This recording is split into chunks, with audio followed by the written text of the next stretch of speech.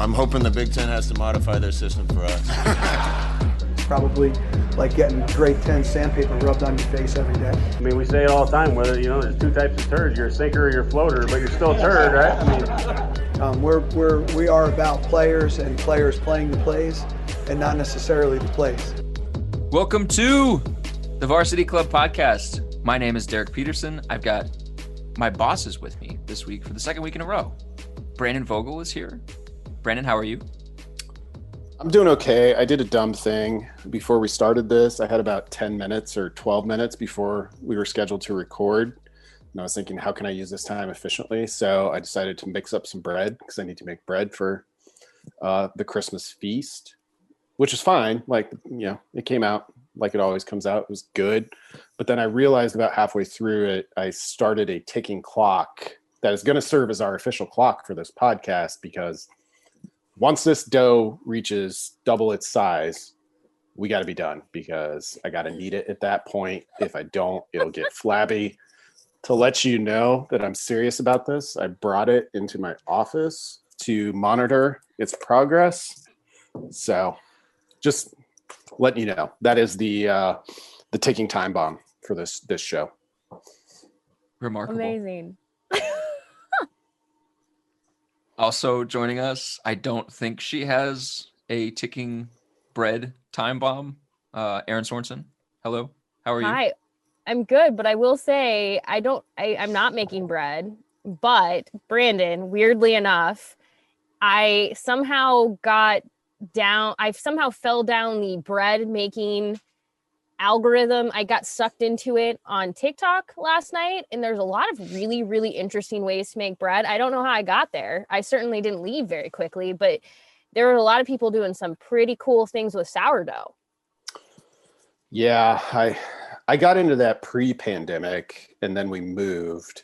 So I threw out the sourdough culture that I had been nurturing for a couple of months. And I just haven't brought it back, which doesn't make much sense. But, they zig, I zag. Everybody was doing sourdough back in May. So I couldn't hop on the trend. Yeah, I was going to say, we've jumped into a time machine and gone back to early lockdown pandemic months.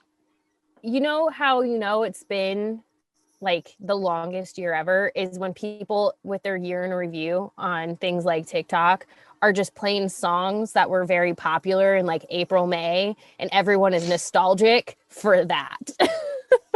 My favorite thing is right now there's people are nostalgic for early pandemic aesthetic. That's an actual thing on social media, or early lockdown aesthetic. And it's fitness classes on YouTube, baking bread, and just any of the other random things that we try to keep ourselves busy with. And now everyone's just sitting in a dark corner in their room somewhere trying to get through it. We were better versions of ourselves for 2 weeks this year. It was what happens. I would say that early part of lockdown was what happens at the first part of the year, which we're about to get to for anyone listening to this podcast. It's when you have all of these hopes and dreams of the things that you want to accomplish. So you're going to set out to do all of these things for yourselves. And then after 2 weeks, you're yeah, I'm good. I'm going to hard pass out of this stuff. That's what I feel like people are nostalgic for. Those 2 weeks where we were the best of ourselves, and then we went back to just being terrible. My only remaining dream for 2020 is because I didn't do this back in the spring when everybody else was, but weather's supposed to turn a little bit, so I have no plans to go anywhere, is to turn a pillow into couture. Oh, I know what you're talking about. Oh my God, please do. I had a gym routine going in the summer months. I was going twice a day. I had a sleep schedule that was a decent, normal human being sleep schedule. That has since fallen by the wayside. When January starts, Alex and I are going vegan, which is something that we're slowly easing into lately. I had plant-based burgers for the first time this week. They were an experience, so we'll see how that goes. Lots of damage to undo over these last couple of months because you know what happened. Stuff. No matter how weird this year got, football started. Yeah. I mean, there's just nothing you can do about it. Football wrecks all of us, even in the weirdest of years. Brandon, we talked in November around Thanksgiving time about your turkey takes. I'm curious, do you have any like traditional Christmas meal? You talked about a Christmas feast. Is there a traditional meal that you make every year, or does it kind of just alternate? My family does meatloaf every year, meatloaf and potatoes. Is there something specific that is in the Vogel household that has to be there every single year? Yeah, against Christina, my wife's perhaps preference. My family, like Christmas Eve, was always kind of the big meal, and because we'd usually, like where I grew up, my grandparents were both really close, so we'd end up at one of my grandparents' house, and it would be like their problem to deal with on Christmas Day. But on Christmas Eve, my mom would always make prime rib, so I have begun doing that over the last like 4 or 5 years. Christina doesn't love prime rib. She'll eat it. She basically allows me to do it because for some reason it's important to me. So that's what I'm doing. That's been sitting in my fridge aging for about a week now. After this is over, I will probably go season it. So it has, 24 hours to take on whatever flavor it's going to take on, but you don't want to do too much to a standing rib roast because those are pretty expensive. So, but there's a grocery store. Really, what brought it back into my life is there's a grocery store here that always runs a great deal on standing rib roasts. So I was like, okay, well, it's time for me to revive that tradition. I think we do Christmas at Brandon's house next year whenever anybody can travel. Well, that sounds good. I will say, I will give credit to Kyle, my fiance's dad, really quick. This isn't happening this year, which is sort of a bummer, but he's a really good cook, and he's that person that complains about how much work it takes to put together a big meal, whether that's at Thanksgiving or Christmas or whatever, but he loves to do it. It's just something that like ultimately will never stop because he loves it. And Christmas Eve or Christmas Day, it's typically Christmas Day, like an evening meal. He does the prime rib, crab legs.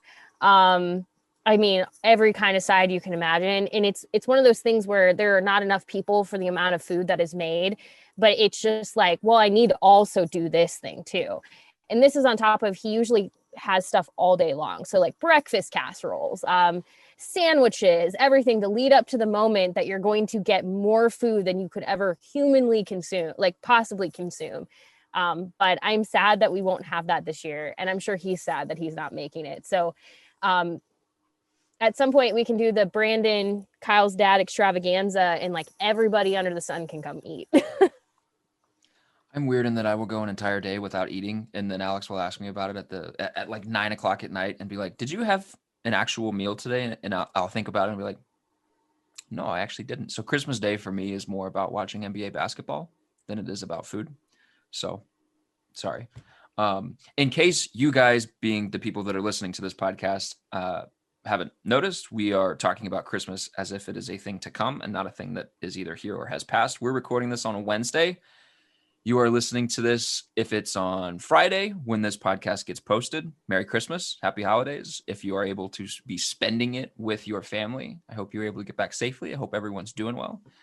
If you are not with your family this year, I hope the family is good. I hope you are safe. I hope you are still having a good Christmas, a good holiday season, and next year we'll be able to return to some normalcy and you'll be able to see some family. If you're listening to this on Saturday, let me know what Christmas gifts you got.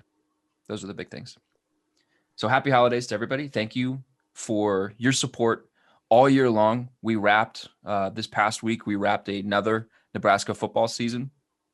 Thank you. I just want to give a quick thank you to everybody that reads HailVarsity.com, that subscribes to Hail Varsity, that gets the magazine, that follows our stuff, that subscribes to Brandon's podcast, Aaron's podcast, all the other podcasts on the Hail Varsity Network. Thank you to all of you guys for your support for another year.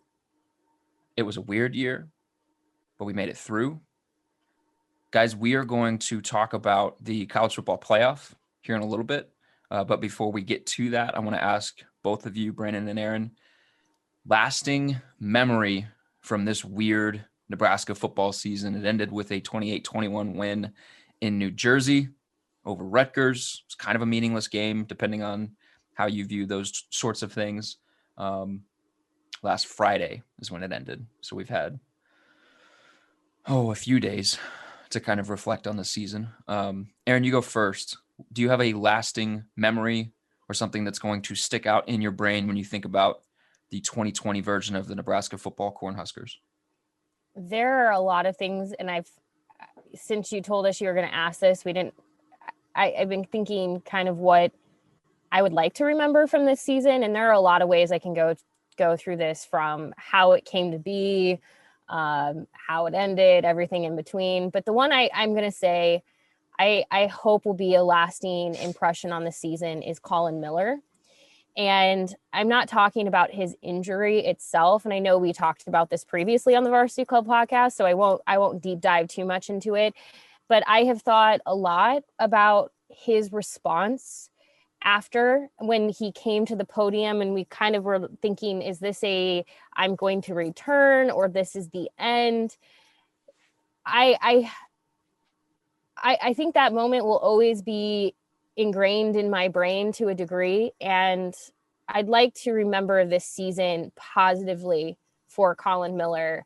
And I hope it's a springboard for whatever is next in his life. And hopefully we get to be privy to watching that unfold. And I will just say one last thing about him. He managed to make it home for the holidays. He's in Indiana, and he shared a photo of himself outside of his house, just like spinning around.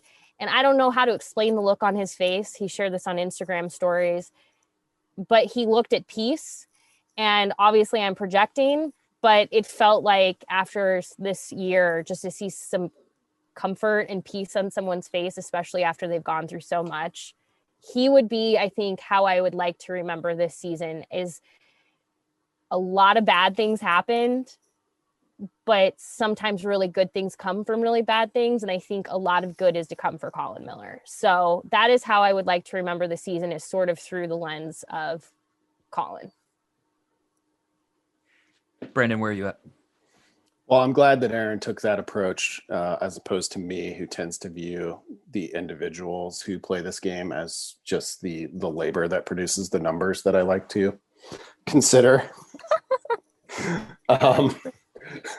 For me, 2020 goes down as a year where whatever your list was of Nebraska's weaknesses as a football program, you took that list and increased the font size to 20 and put it in bold. I think that's what it was. And I don't know that it changed that list drastically, like a lot of what we thought was plaguing the program, or at least not plaguing might be too strong, preventing it from the win total it hopes to have one day. All got exaggerated or just brought into clearer focus. In the December issue of the magazine, I kind of made my case for, hey, if you buy into kind of the company line of we're making progress here are some reasons to think that. I personally think that, though it's always kind of going back and forth between, yeah, I can see what you're saying, but also it's clearly not here yet. So this year brought all of that to the forefront. We were chatting about it in Slack a little bit, like SP Plus power ranking that I probably look at most often ended up with Nebraska with a rating of 7.9. So that's basically 8 points better than the average team, despite the record, which was exactly the same as Northwestern, which looked like it was going to beat Ohio State in the Big Ten championship. Now, I'm not saying that that's like what it is, that's gospel. It's just one power ranking. But this year, when I think back on it, was the year where you lost a little faith, I think, among the Husker faithful. But there's still, and the problems are glaring, and there's no easy fix for them. But I do still think Nebraska's trending upward a little bit, though I might be one of the few who are in that camp. Nebraska's other, or ESPN's other formula-based metric, FPI, has Nebraska 45th with the 15th toughest schedule in the country this past season. So if you're looking for reasons to agree with Brandon, like you don't have to dig too deep into the numbers, it seems. So yeah, it's most people, it's like you got to win games, and I get that. And eventually that time is coming. That time might be 2021 for all we know. But yeah, it was another year where you had to definitely read between the lines for Nebraska, which is disappointing. But once you know it's that, might as well get busy reading, I guess.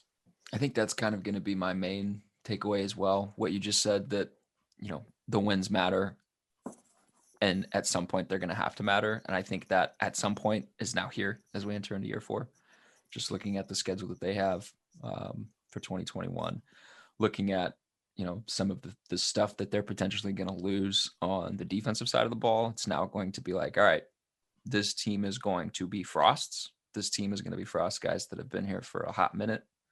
What does this team look like? Because culture talk is great.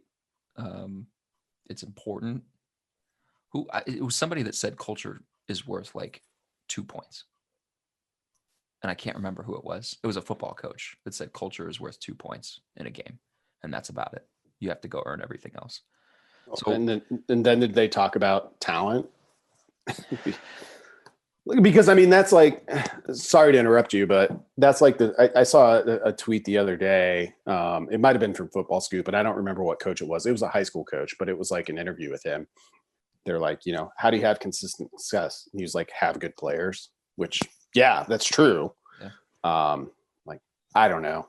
I'm not a football coach, so I probably should shut up, but I would put culture at having more value than that. Like, how do you explain teams like Wisconsin, Iowa, to a degree, Northwestern. With just a 2-point advantage? But that's my gut reaction. Well, Northwestern's in 85 billion 3-point games every single season, so 2 points are a lot. That's true. Northwestern is maybe the argument for that. Like, yeah, when every game comes down to 4 points, 2 points is pretty significant. One thing that, and this was a story that got posted on HailVarsity.com on Wednesday, that is really going to stick with me, is that Wanda Robinson has, I believe the number was 225 career touches in 2 seasons at Nebraska, and he's only got 7 touchdowns. We see the talent, being the people that look at this team every single day. It's time for that talent to start producing on Saturdays.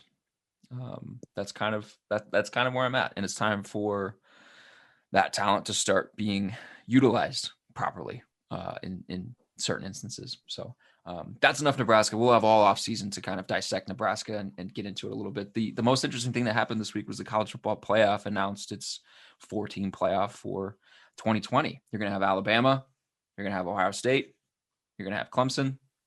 Those 3 teams have been in the playoff how many years now in a row? Like, how many years have we had a playoff now? 5 or 6 years? I think those 3 teams. This is the 7th one, I think. Alabama's missed 1. Is that right? I think the number was those 3 teams have combined for 16 of the 28 appearances in the college football playoff. Alabama has 6. Clemson has 6. Ohio State has 4. Oklahoma has 4. Notre Dame has 2. So in the 7-year existence of the playoff, 11 total schools have made it. Alabama, Clemson, Ohio State, and then Notre Dame is your 4th this year. We can kind of quibble about whether Clemson should have been 2, whether it should have been 3, quibble about Notre Dame. But I think kind of the overarching feel from a lot of people, and Bill Conley wrote this actually in his piece, kind of reacting, was that the 4 that were included in this year's playoff were acceptable. They were an acceptable 4 teams. And really, over the lifespan of the college football playoff, it hasn't inserted an egregious team into the playoff, right? Like, if you think back, there hasn't been a year where you've looked at the 4 teams that got selected and thought, there is a huge mistake in one of these teams that's being included.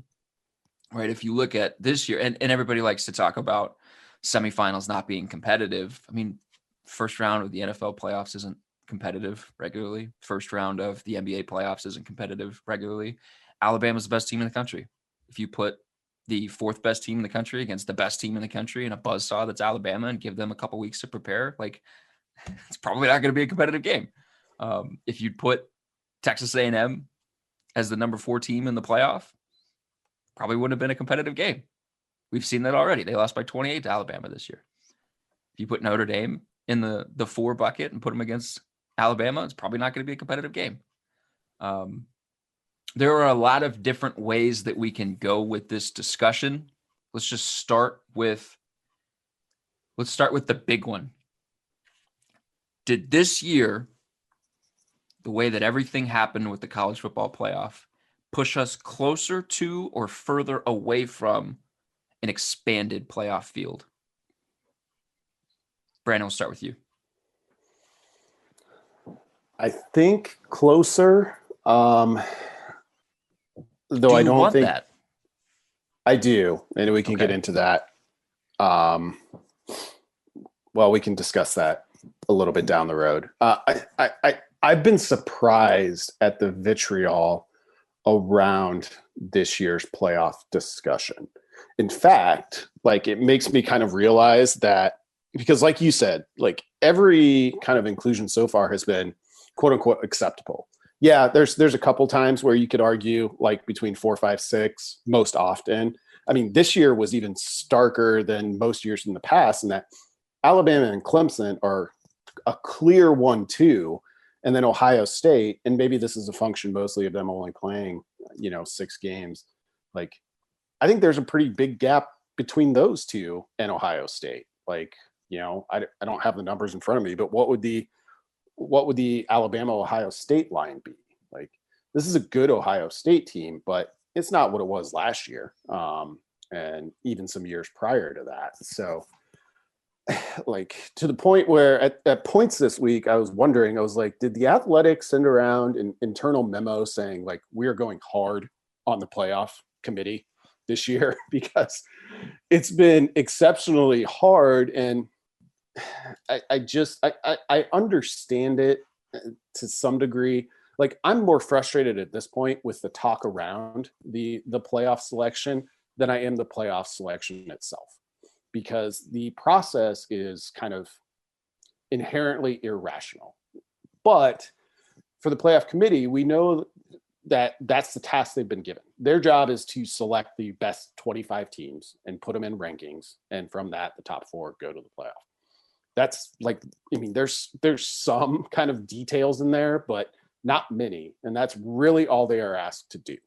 So to try to hope that this makes sense seems like an exercise in folly to me, to a degree. Yeah. Because I was just thinking about it. Think about an argument against what they did, and you'll come up with, like, well, they did this, and that's what you're arguing for. So, like, if you talk about, well, it shouldn't just be the 4 quote unquote best teams that the committee looks at and says, well, we thought these were the best teams in the beginning of the season. We ranked these 1 through 4, and then they're just going to remain. And it doesn't factor in playing well at the end of the season. If, like, that's kind of your argument, or building at the end of the season, then can you get mad at Oklahoma ending 6 because they were quote unquote building and playing really well? But you could also make the argument that it's bad that they kind of pencil in Alabama, Clemson, Ohio State, Notre Dame as the 4 best teams in the beginning of the year. And now here we are at the end of the year. Ohio State only played 6 games. If you look at Ohio State's resume, I mean, I might be in the minority here, but I don't think Ohio State deserved a college football playoff berth based on what it did this season, based on the 3 words that the playoff committee loves to use: body of work. Their strength of schedule in ESPN's FPI was 70th. Cincinnati's was 81st, and Ohio State only played 6 games. Right. I mean, and that's the thing, like, you quickly spin into all of these things, and it's just, it gets so hard. I mean, I guess maybe maybe the way to, well, you touched on something that I think is, I don't know if it's a problem. It's just not what I would prefer. Like college football of the past 6-7 years has been so homogenous that it's becoming less fun to follow, because yes, kind of Alabama, Clemson, Ohio State get penciled in every year, but like, there are tons of ways to break this down statistically, but like they are so far ahead of everybody else in terms of what they do that it's justified. They just dominate the sport. I mean, Clemson just won its 6th conference title. Oklahoma did as well. Now, Oklahoma gets dinged a little bit because, it's viewed as all offense and the defense has its ups and downs. It's playing pretty well of late. But just like that hadn't happened in 30 some years that one team had won 6 straight conference titles. And here we've got 2. The issue is, though, that I think the college football playoff has created this. I think that you have, what was it, 7 programs or 11 programs that have appeared in the college football playoff in 7 years, only 11. That creates this, because Clemson historically was not a superpower in recruiting, was it? No. But kids now see Clemson, we're going to go to the playoff every year. Like I was watching the ACC championship game between Clemson and Notre Dame, and there was a graphic that went on screen about like the Clemson senior class, the 5th-year seniors that have played in like 3 national championships and won a bunch of ACC championships and won a bunch of games and all of this and all that. And one of the comments was, we just update this graphic with new numbers every year for the different senior classes. And it was like, that's what they expect. And so recruits continue to go there. And because recruits continue to go there, they continue to get in the college football playoff. And because they continue to get in the college football playoff, guys continue to flock there. And so you talk about a homogenizing effect. Like I feel like the college football playoff is sort of creating its own monster in a way. This season would have been the perfect opportunity to break that with a team like Cincinnati. If suddenly you start including more teams into that top 4, it doesn't matter if Cincinnati beats Alabama, because Notre Dame's not going to beat Alabama, right? Like both of those games probably would have been, I mean, you're in garbage time, late 3rd quarter or early 4th quarter, probably. But if you include Cincinnati, all of a sudden you have Cincinnati saying, we made a playoff. I'd be curious to go and look at what if Michigan State got a recruiting bump immediately after its inclusion into the playoff. What was that, 2015, whatever that year was? I feel like if you want to try to start spreading around talent across the college football landscape, so it's not so centralized at 5 or 6 programs, the best way to do that is to make the ultimate goal, the ultimate carrot at the end of the stick, more accessible to those other programs. And I think that's kind of the issue, the real problem area that the college football playoff currently finds itself in. Yeah, and it's funny that the college football playoff was supposed to answer all of the issues that the BCS had, and instead it just created an entirely new set of issues. I don't know. I would say, and this is kind of, and I could be completely wrong, I think most fans would be totally open and good with an expanded playoff if they moved it to 8 teams. The problem is, and I just looked it up because I wanted to be sure. So like we said, we're in year 7 of the college football playoff, but this is a 12-year multi-million-dollar deal. And that deal, it basically, it promises 4 college football semifinal games to the Cotton Fiesta, Orange, Peach, Rose, and Sugar Bowls. So there's a lot of money here where people are not exactly like wanting to change this because they want the money coming to those bowls.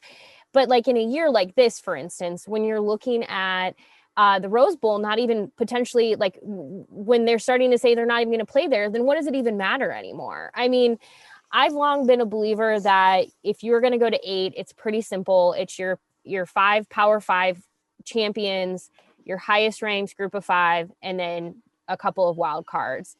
If you did that this year, you could have included, your Cincinnati Texas A&M, Oklahoma, you would have had more of that. It would have created more interesting games. I would say the problem with what is happening with the college football playoff, at least in my opinion, is it's just kind of boring. There's just like, who's going to get in, and there's no reason that Alabama and Clemson, first and foremost, should not be included. When we talk about did they get it right, the only way they would have gotten it wrong is if they didn't include those two, because those are the two that probably should be there. As for who the other two are, it's kind of a crapshoot depending on what team you like.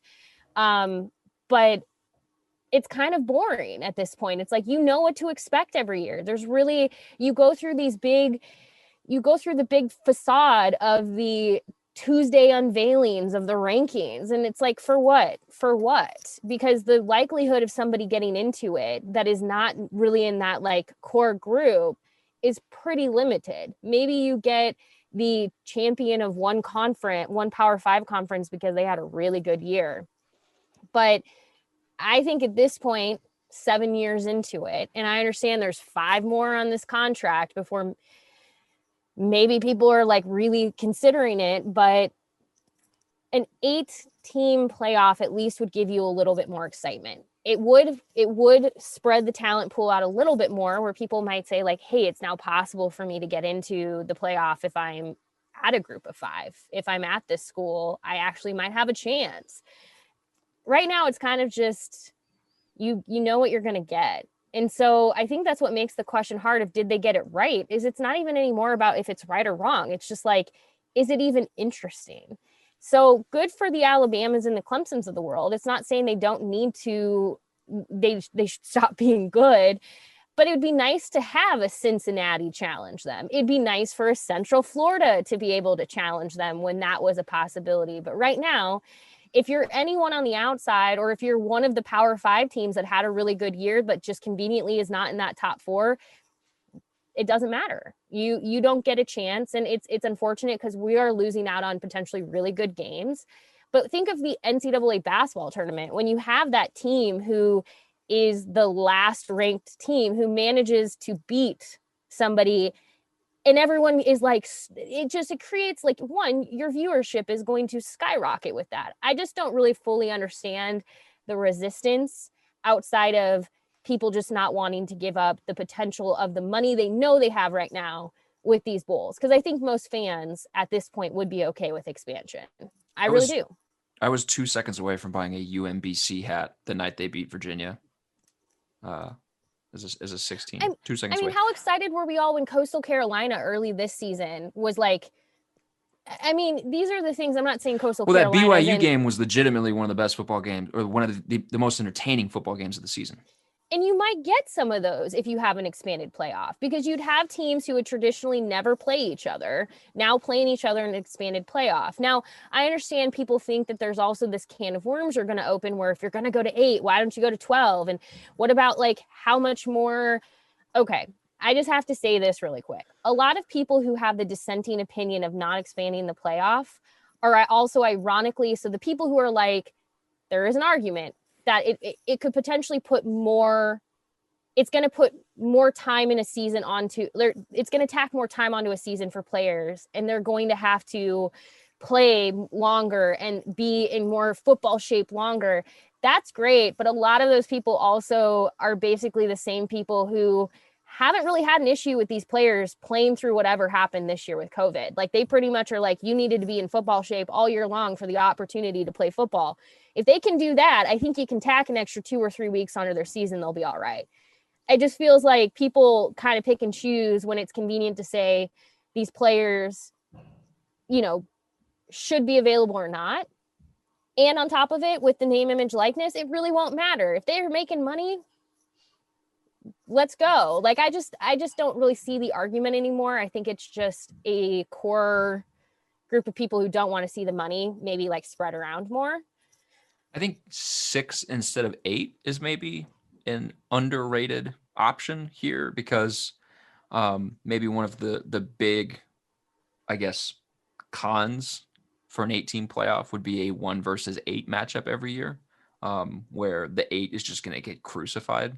Maybe if you have 6, then you have buys for the first 2 teams, and then you have a little bit more entertaining, or at least on paper, a little bit more entertaining matchups in those opening games. Aaron, you pointed out the they couldn't get it wrong. They could have gotten it wrong if they put in Texas A&M. I said they couldn't have gotten it wrong with the 2. I'm saying like the other 2 is where it's kind of a crapshoot at that point. And you were also talking about, and this is one thing that I think is interesting, and one thing that Brandon's talked about before too, is kind of the weekly nonsense that is the college football playoff reveal before it actually matters. This is where, and this gets to Brandon's point about just the discourse around the playoff being somewhat more unbearable than the actual playoff selection itself. This is where I think they could solve a lot of their issues. So if you look at this season in particular, they put out a ranking every week. It's kind of dumb to do that, but that's what they do. They have the show. They have a big ordeal about it. They put out a ranking every week. In week 10, Cincinnati peaked at number 6 in the ranking. They were 5-0 at that point. The following week, they won 38-10 against Houston and dropped from 6 to 7 because Florida jumped them to go to 6. They moved up 2 spots after beating Georgia 44-28. Okay, justifiable. It was a good Georgia team. It was a good Florida win, a really good Florida win. The next week, Cincinnati beats East Carolina 55-17. They hold at 7. The next week, they beat UCF 36-33. They hold at 7. They're 8-0 at this point. They're idle for a week. A game gets canceled, and they drop to 8 because Iowa State beats West Virginia 42-6 and moves up 1 spot ahead of Cincinnati. And, I mean, it was an okay West Virginia team. It was an okay West Virginia team. They were 5-4 this year, 4-4 in the Big 12. Okay, I guess. The next week, they're idle again. Another game gets canceled. They drop from 8 to 9. Because Georgia beats Missouri 49-14. So Georgia moves up to 8. Missouri that week moved into the top 25 because of a 50-48 win over Arkansas, in which they scored 27 points in the fourth quarter. So, like, we can argue the merits of Missouri being a top 25 team based off of what it had done in the last 2 weeks. And the week before the Arkansas win was a win over Vanderbilt, which is one of the worst Power 5 teams this season. So, since he doesn't play, and it drops. Ohio State doesn't play, and it holds. Now we're in a situation where you look at the final playoff rankings, and Cincinnati is below a couple of 2-loss teams. You look at Coastal Carolina, they're below 3-loss teams. If the College Football Playoff Committee had just released the final rankings this season, how many people would be upset with where Cincinnati's at? A lot. You think more so than now? Well, I don't know, because I guess I see both sides of it. And it drives me a little bit crazy of people who are like absolutists of who, and this is basically what the committee is. And it's the biggest thing that I take issue with. Like, I don't take issue with a lot of what the committee does because it's kind of an impossible task. It'd be like saying, hey guys, we are a 3-person committee. We are the 3-person movie committee, and we're going to decide the 4 best movies of 2020. Like, yeah, we can do that. We can talk it out and come to a consensus, but it would just be like, well, yeah, this is what we think, which is all they're asked to do. The problem is like, there is no viable path for the G5 to get in here. Like, it's ridiculous. Cincinnati, based on multiple power rankings, would be favored over every team in the Big Ten except for Ohio State right now. So tell me more about how they didn't play anybody and about how they're just not good enough. Like, yes, okay, their schedule is easier than what Alabama faced or Clemson faced, but they also recruit at a drastically lower level. For me, it's like I'm looking for teams that are excellent based on where they're at. And if you're that's reason enough for inclusion for me. So if the College Football Playoff Committee which is still owned by the same group that ran the BCS. I mean, it's basically the powers that be are just like, no, you cannot make it in if you're a Cincinnati, if you're a UCF, if you're a Coastal Carolina, if you're a BYU. Like, I have a huge issue with that. Like, that is not college football to me. And that's the one area where I really take issue. Like, a lot of the criticisms of the committee kind of just are water off my back for the most part. Cause I'm like, what are you going to do? It's kind of a dumb task to even have, but that's the one that's a real sticking point for me. And as it pertains to expansion, like, if that's the only way to get those teams involved, then let's expand tomorrow. Yeah, and I've seen this on social media, calling it the college football invitational instead of the college football playoff. You go look at the college football playoff website and they have every single league's logo at the top, and it's billed as something that is for the FBS, but it's not. It's for the Power Five. There's no UCF proved this, and Cincinnati this year reinforced it. I don't think we need any other examples to definitively say there is no path for them to the college football playoff. There is, and like, it is an impossible task because you have to be really good. You have to blow out everyone you play. You have to win by 50 points every single game. UCF's margin of victory wasn't enough.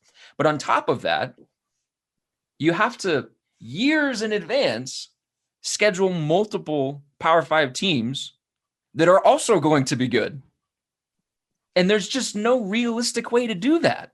There's no way that a team can look 7 years down the road and say, we are going to schedule a home and home with this Power 5 team because in that 7th year, we are going to have a team that is going to be able to contend for the college football playoff. There's no way to foresee that, especially now in this day and age with the transfer portal being what it is. There's no realistic path for them to this. So if we found out tomorrow that Cincinnati and Coastal Carolina and BYU decided, you know what we're going to do? We're going to hold our own 4-team playoff and we're going to claim the national championship. Just take what UCF did and dial it up to another level. If they decided to do that tomorrow, you know how many people would cheer that decision, would champion that decision?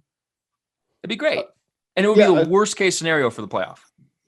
It would. And that's really the reason to keep doing it. You mentioned they don't have, like, nobody has the foresight to schedule games 8, 9, 10 years in advance and be like, oh, this is going to be the schedule that gets us into the playoff as a G5 team a decade from now. But also, they don't have the clout to do that. Like, the Power 5 teams are the ones that call the shots on how those games happen. And if you develop a reputation as a Boise State, a UCF, a Cincinnati, nobody wants to schedule you because there's no upside to it.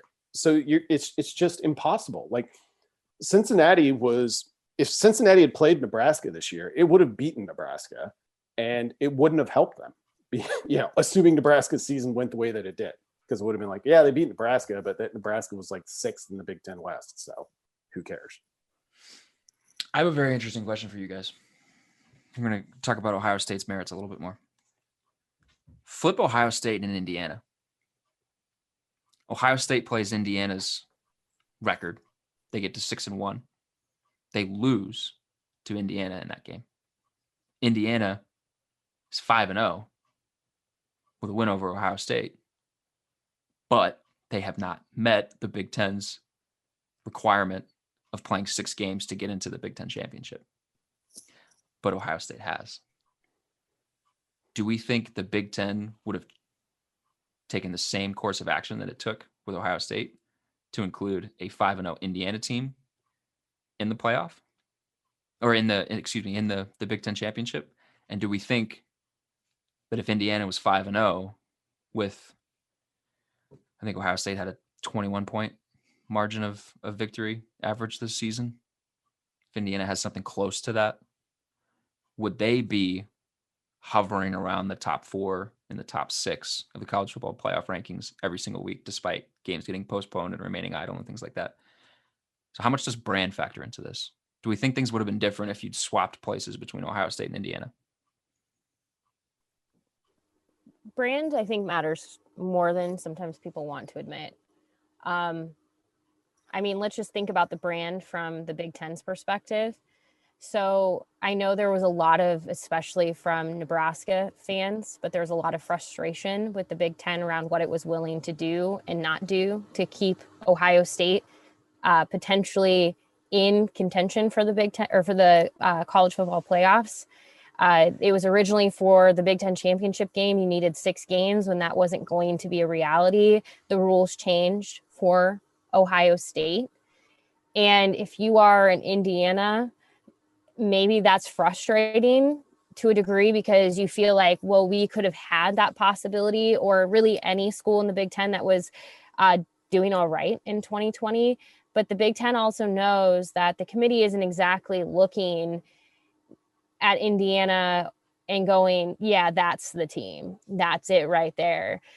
It's just not. And it's not to say that it's not possible, but so when I talked about like, if you, and I'm in the like 8-team playoff camp, and I think the 6-team is interesting, but like the reason I like the 8 is because, and I guess you could do this with 6, but regardless, I do to a degree like just making it so you remove a little bit of the human side of it, which welcome back, BCS.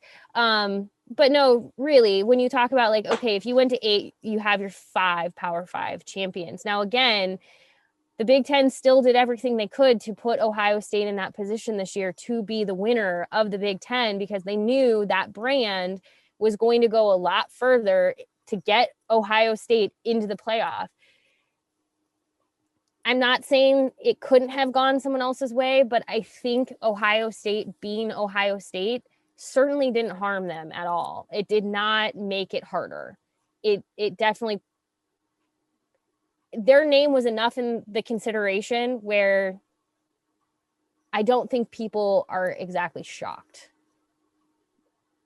So I think brand is a big part of this.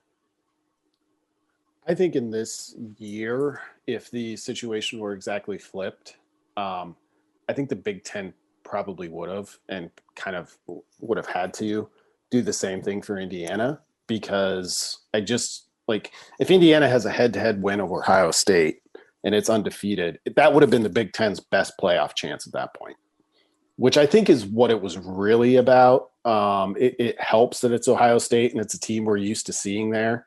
Like Erin said, it adds a little bit to it, but I don't know.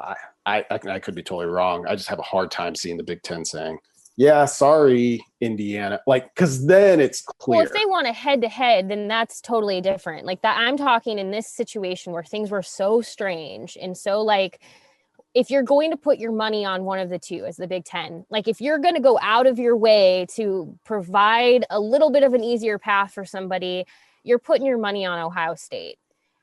But if Indiana had one head-to-head, it doesn't matter then because Indiana has it. But I don't think the college football playoff committee at that point is exactly looking at Indiana and going, ooh, sexy team, let's put them in. I think they would have potentially looked elsewhere before considering kind of Indiana.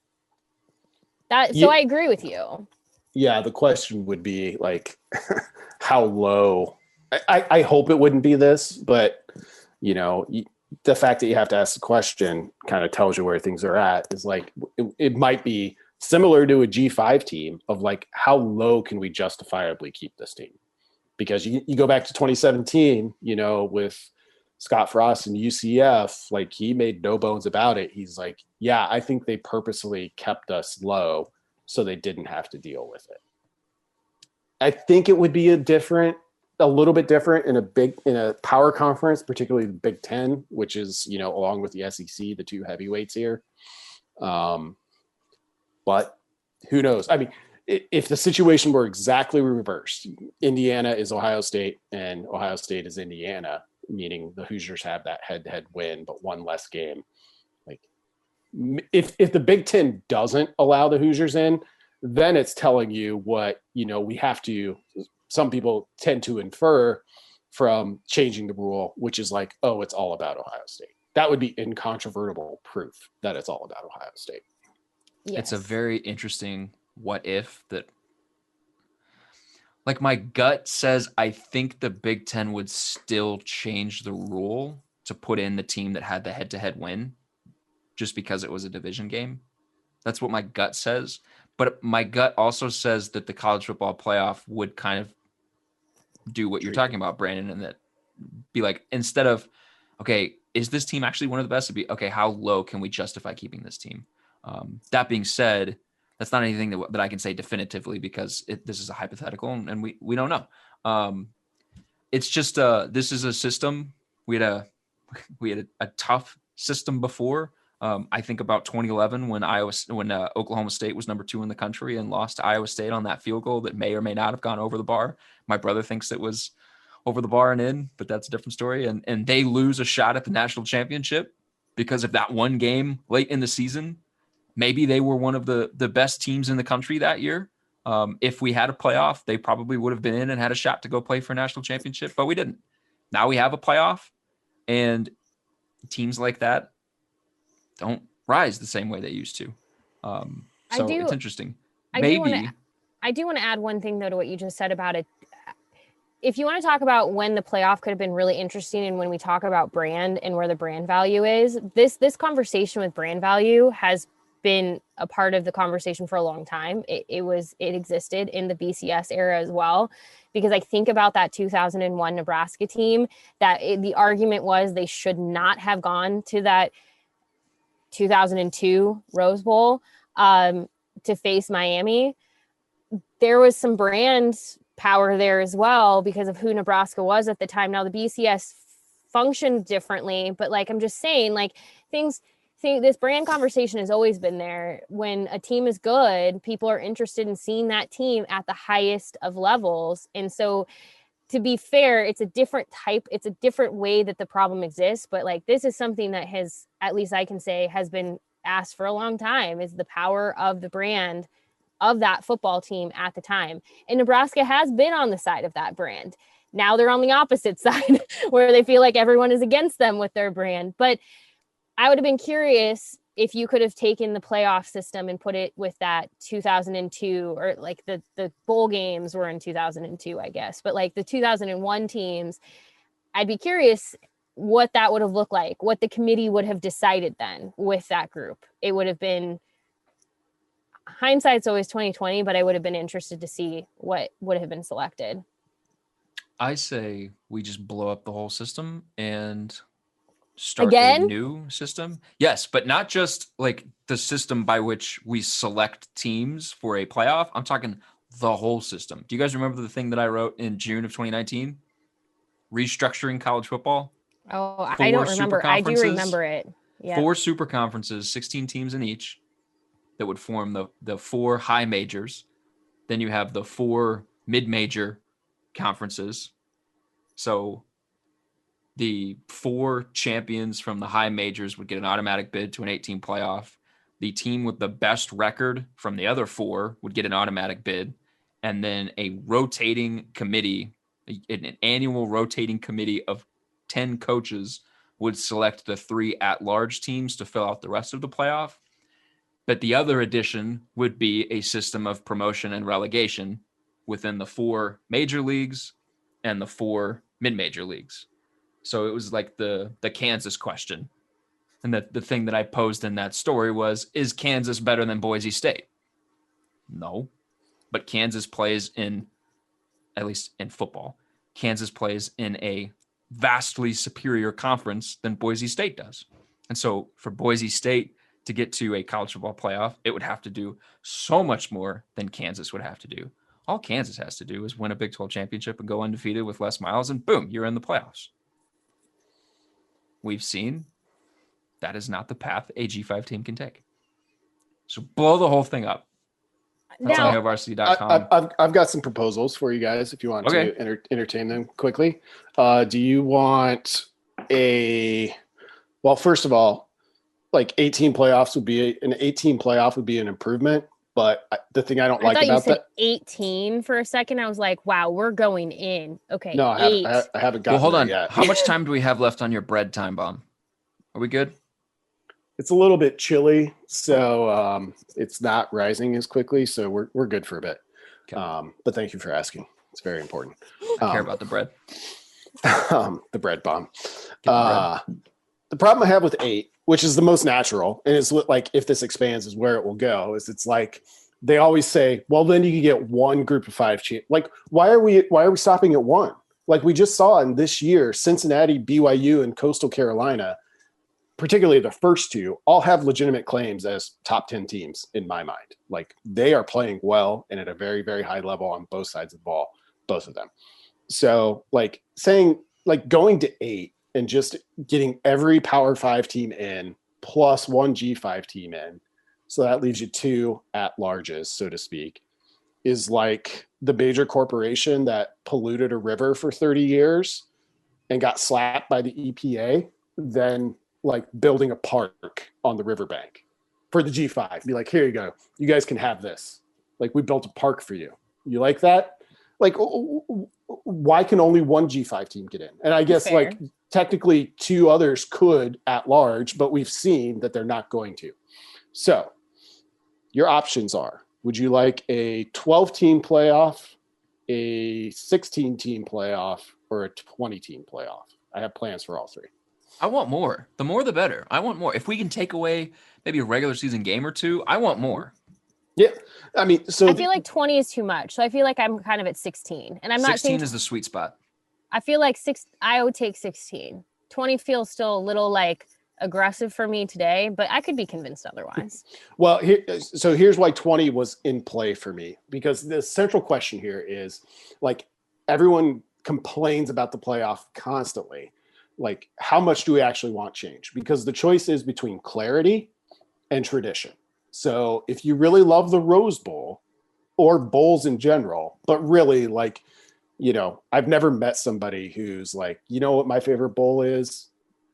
The Sugar Bowl. Not that it's not a good bowl, but it's like the Rose Bowl's up here, you know, and it's cool. And I love that game. And I love when the sun sets over the mountains. All great, cool, awesome. But like, who else has an attachment to any other bowl like that? That's the one. 20 teams. So ultimate clarity. All 10 conferences, their champion gets in. And then you've got, you know what's cool? The Champions League is cool. Derek knows this. How does the Champions League do things? So the Champions League is a competition for all clubs, for all of the member associations in Europe. So consider England a conference, the Premier League. They have Cool a point until you system have to play Liverpool in the finals. Right. Then it's not so fun.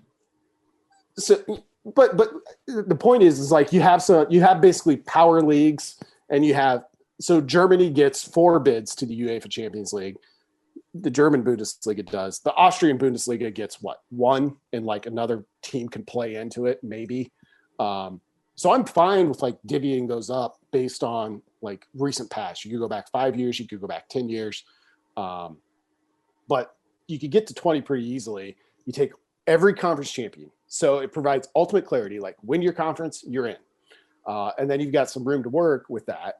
If you want to start divvying them up, and I think like the sweet spot for me is 16, because then you could do like the top 2 leagues over the past 5-10 years, all get 3 bids. So for right now, that's probably, well, it's definitely the SEC, and either the Big Ten or the ACC, whichever one had performed better. So that's 6 bids.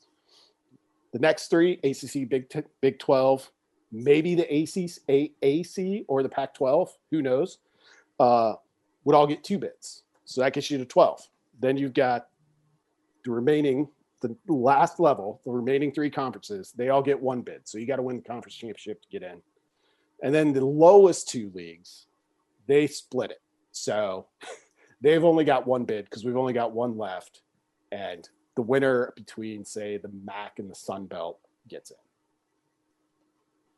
What you're getting then is not like I would love it because it'd be more football. But what you're getting is clarity. Everybody knows exactly what they need to do to basically get it.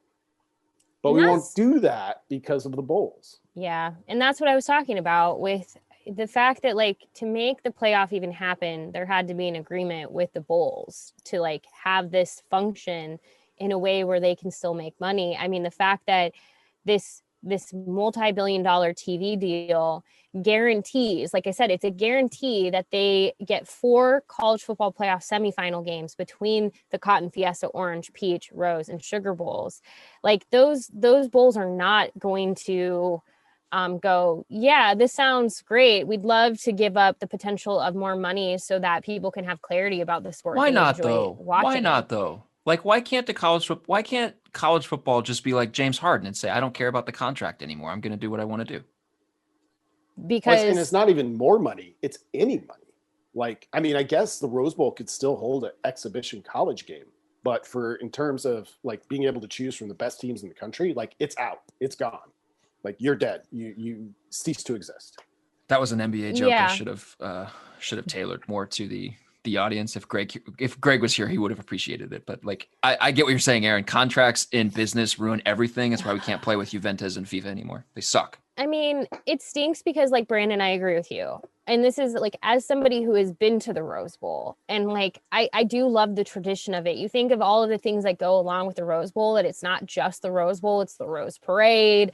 Like there's so much around these bowls that make them, and I was at the Peach Bowl with you. There's so much pomp and circumstances. There's just so much like extra to these bowls. Like I think about to the bowls I've been to for Nebraska. So the Music City Bowl, the like media gift was a paperweight. The media gifts at the Peach Bowl were basically like an open bar, constant meals, a jacket. I mean, like, it's just on a different level. It's totally different. The money that is coming in from those New Year's Six games, those specific bowls are huge. But then like, yeah, there is the tradition level of it where I would be sad to see them go, but I don't know if I care sometimes.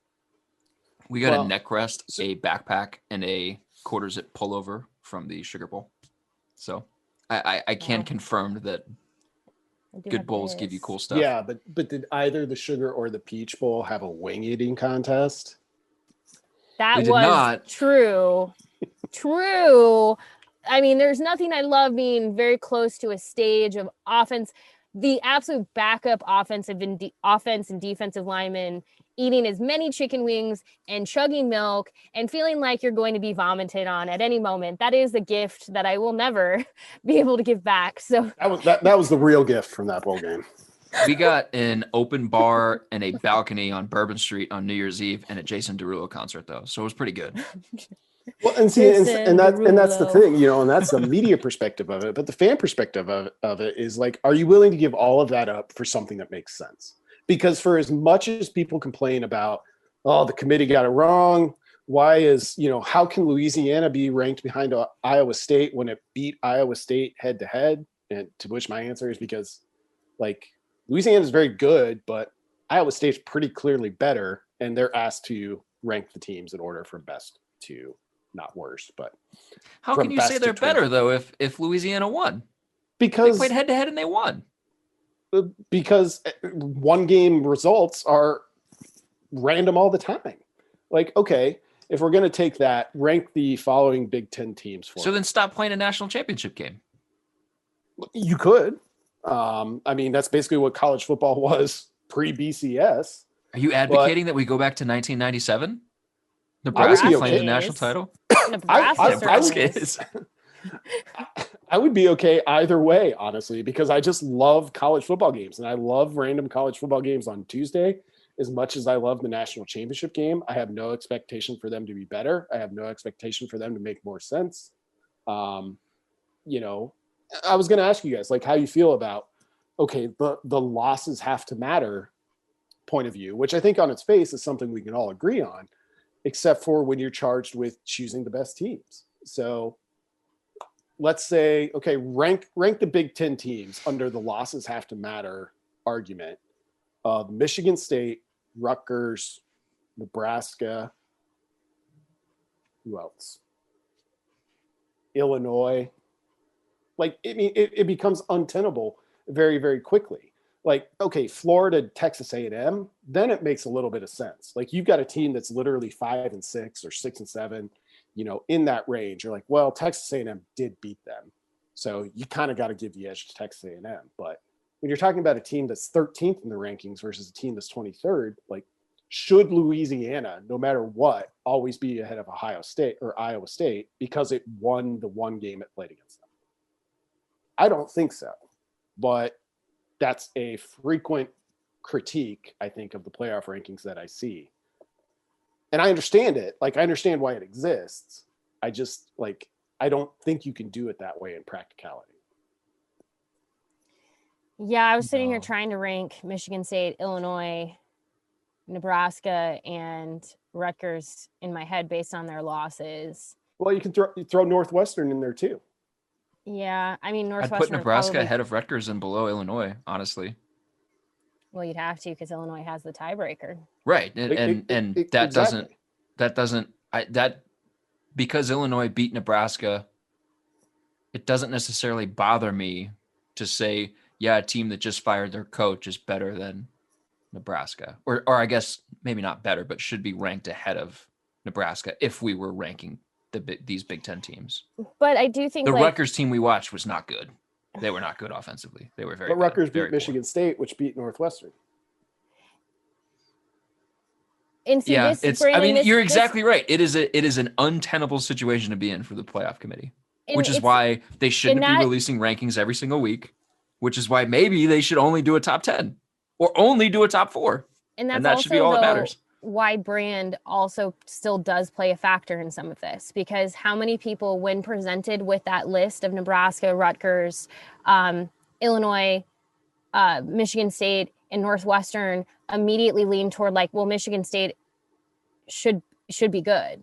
Like there are just certain teams that because of their history or because of who they are, there's just the initial gut reaction is it's hard for me to think Michigan State is where it's at, because I feel like Michigan State should be better. So like from just a complete like biased perspective, like it's hard for me to think like, should Michigan technically be ranked below Rutgers? It's Rutgers.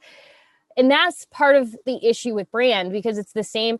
I know Nebraska fans talk about brand all the time with like what people outside of Nebraska think about this team. But I will say Nebraska, for better or worse, still has its brand to a degree, because if it didn't, people wouldn't care.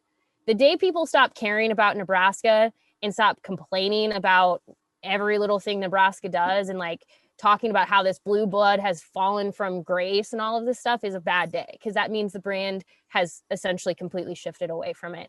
So there are people who are like, it is unfathomable that Nebraska can lose to Rutgers or be ranked lower than Rutgers because it's Nebraska. But here's the thing. There are teams like Rutgers who are sometimes, not in this case with Nebraska, but are going to go beat teams they shouldn't. And then the whole brand thing comes into play, because then you're suddenly like, but it shouldn't happen that way. I have Brandon, I have a quick question for you guys, and then I probably need. That's NEEDKNEAD. Incredible. The bread bomb. It's close. We're under a minute now. Not literally a minute, but 10-team playoff, which means basically an 8-team playoff with a play-in game. Okay. Only conference champions. Do you guys like this better or worse than the current system? The only way in is to win your conference. I like it better than simplest way than the four team selection that we have right now. Because if that's the case, I would take it.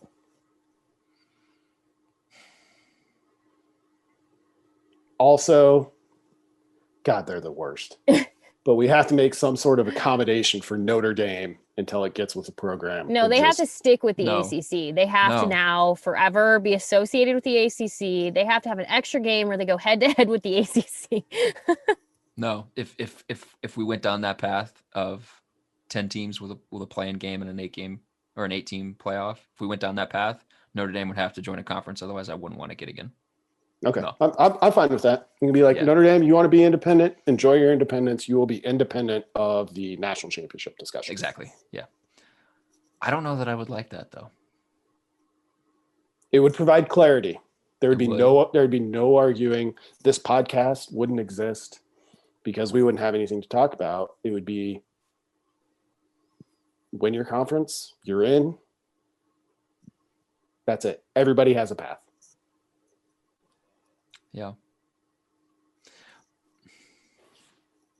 As somebody who typically loves chaos, the simplicity of just like everyone has a path is what intrigues me. But I am not going to sit here and say I don't understand. I also understand enough people would be upset by that too. But it would be like pleasing for me personally. But that is just because it'd be nice. Because I think there are teams that win their conference each year that are not the best team in their conference. Right. Which is my problem, because I'm in between this rock and this hard place where I think on one hand, like, losses and when they come, they have to matter. But I'm also like, I mean, like, I think Iowa State's a better team than Oklahoma. I just do. Even though Oklahoma just beat them. Like, it was kind of a comedy of errors for Iowa State on the last drive. Otherwise, they probably would have won. Like, I think that Iowa State's a better team, but Oklahoma won the conference. I don't think Oklahoma was deserving of the 6th spot or consideration for the playoff. So, yeah. And that stuff happens all the time in individual game scenarios, which is why, like, credit to Louisiana for beating Iowa State. Like, they play again, Iowa State's still favored. Like, so what are you supposed to do? And all the playoff committee has been told is to choose the best teams. And it sucks in those instances where you have to minimize a head-to-head result. But unless we're willing to go there, where the only thing that matters is the head-to-head result, we can. But you're going to end up with some really wacky playoffs then. Yeah. I think we will see an expanded playoff here in the next probably 5 years. I think we'll get there. Maybe sooner. I don't know. Brandon, you got to go. You've got bread to knead. Erin, you probably got work to do, I'm sure. Okay. Why do I always have the work to do? Well, I don't know. I mean, we all have work to do. I'm just kidding. It's going to take me 10 minutes to knead this bread. So, if you guys just want to vamp for 10 minutes, I can come back. I don't think I can vamp for 10 minutes. I don't know what else to talk about. I'm now sitting here stumped by this proposal of yours of a 10 team where only conference champions get in. And if that would be, I'm going to sit and think about this for the rest of the day. I wouldn't spend that much time on it. It's like the extreme version. It's my way to be like, okay, what are you actually comfortable with? And I'm not talking about you guys in general. I'm talking about the general you. The Champions League one, though. Think about that.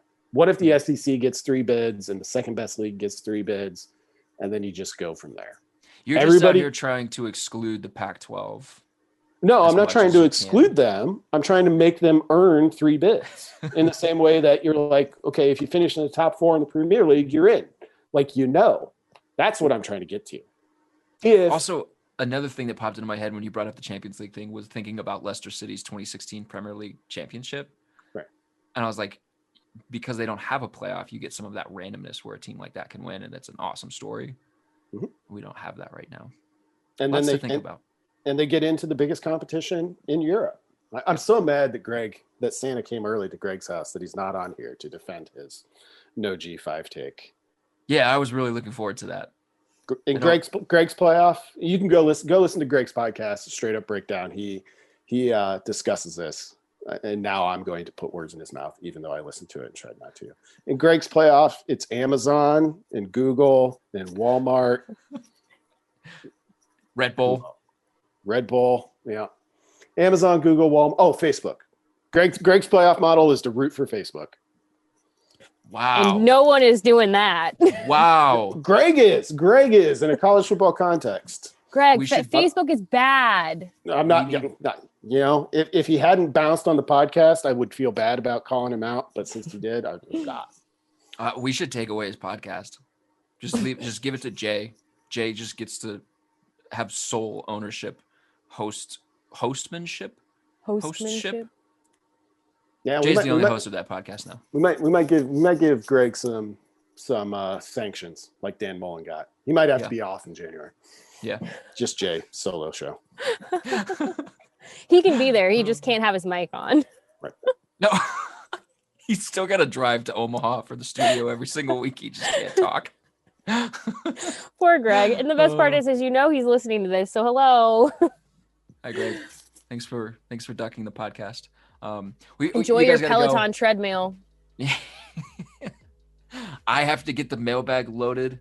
A little behind the scenes for Wednesday afternoons when we're recording this. Thank you to everybody for listening to this. Thank you to all of you guys for listening all year long, for reading HailVarsity.com all year long. Like I said in the beginning, I'm not sure yet. We still got to talk about like what the podcast plan is next week. I don't really have anybody kind of penciled in as somebody that's going to be on the podcast next week, but I think I will still be talking to you next week. So subscribe to all of this stuff. HailVarsity.com/network is where you can find all of the podcasts. Brandon, thank you for coming on. Erin, thank you for coming on. We will talk to you guys next week. Thank you. Happy holidays. Happy New Year.